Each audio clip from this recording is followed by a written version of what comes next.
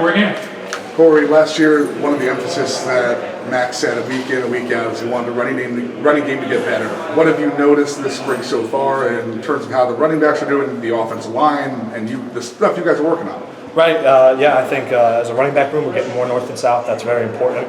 And as an O-line, we're coming off the football more, and we're putting more of an emphasis on getting off the ball, getting on the second level guys, and getting some yards that we need. How has it been different from last year to this year? Like I said, I think we're coming off the ball harder. I think Coach Clements has done a great job implementing that. Coach Lindsey, Coach Porter with the backs. You know, it's a whole offensive thing to get this thing going.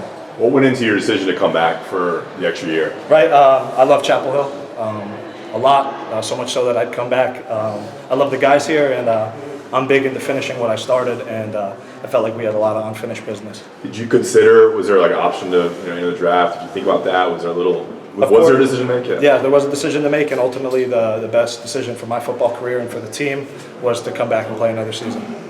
What are some of the things about Coach Clements that jumped out at you right away that maybe things are going to be a little bit different up front? Right, Coach Clements is a developer. I think he's doing a great job with these young guys, man, and obviously us as well, but he's very detail-oriented. He does a great job communicating, and there's one goal in the room, and he's done a great job implementing that with us. What is the one thing structurally up front has he emphasized that maybe wasn't emphasized as much before? Like I was just telling him, getting off the ball. So that's it? Yeah, and it's all about an attitude, you know what I'm saying? You can't draw an inside zone play at so many different times. What was it like playing in front of the fans today? Awesome. Like I said, I love Chapel Hill, man. They did a great job. It was raining, so I'm sure that when it's sunny out, there's going to be more, but it was awesome getting the Saturday feel again. How's Willie Lampkin doing next to you? Right, Willie's doing awesome. Guy from Coastal. He came in. He hasn't said very much, and he's just played football. He's doing awesome. He's doing really good. Really proud of him. Same thing with Malik McGowan. He's a young guy coming up doing well. Having Ed Monolith back is huge. Will Barnes back. Spencer Rowland. John Adorno's coming into his own. All these guys. I could talk all day about all these guys. Corey, defensive line has kind of stood out to me. You got guys like Miles Murphy, right? Kamen Rucker, they're awesome. But the addition to having Tamari Fox back, a veteran guy with a lot of passion and intensity, he's done a great job. KJ's coming to his own. Travis Shaw, he's coming to his own. So I can talk about all of them as well.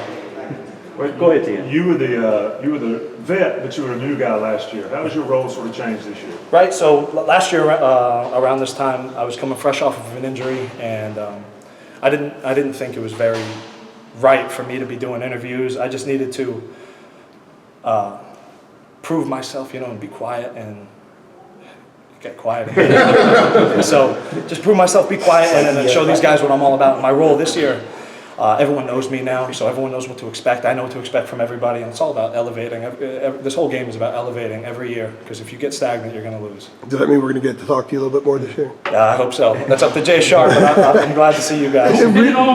Regarding Spencer, what are some of the differences in Spencer now as opposed to when he came, especially now that he's getting an off season at this level, which they didn't have at Harvard? Right, yeah, just like you said, he came from Harvard. That's in the Ivy League. This is the ACC football, so I think Spencer's done a great job investing in his body and investing in his mind to be able to play a season Corey, in the ACC. You guys won 9 games last year. You went to the ACC championship game. I mean, when you say you feel like there's unfinished business, like what are the items that are unfinished in your mind? You said it just there. We won 9 games. We want to win all of them. We want to win all the football games.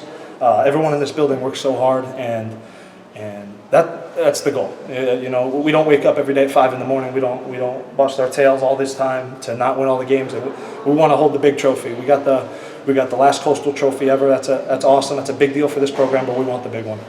Corey, did you have any conversation with Ed Monolith about coming back? Did you try and influence him into making that? What was a tough decision for him? I'm a big believer in you kind of make your own decisions. You can't make you could bring a horse to water. You can't make him drink. I think Ed. He took a couple weeks off of football. I think it was like 4 weeks, maybe a month, and he decided that being a regular student wasn't for him. So when he came back, it was a huge addition to the young guys, huge addition to the room, huge addition to the offense.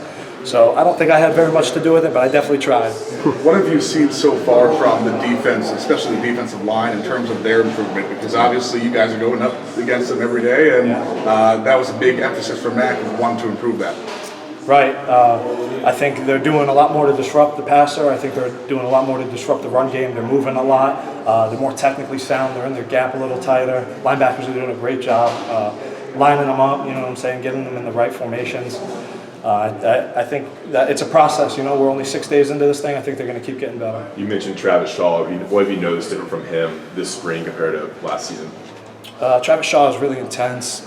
He's doing a good job. He's getting mostly white reps, which is still a big deal in major college football. So he's going against those guys on the white line. But Travis is a big man, and he's got to be able to use that size. Has he lost? Have you noticed he's lost weight? He's seen quicker, faster? I cannot comment on his weight.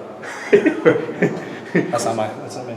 Corey, John mentioned the change in the snap count. What's kind of the challenge with you and Dre? You said you've been going after practice with Dre, kind of taking more snaps and everything. What's the challenge with that?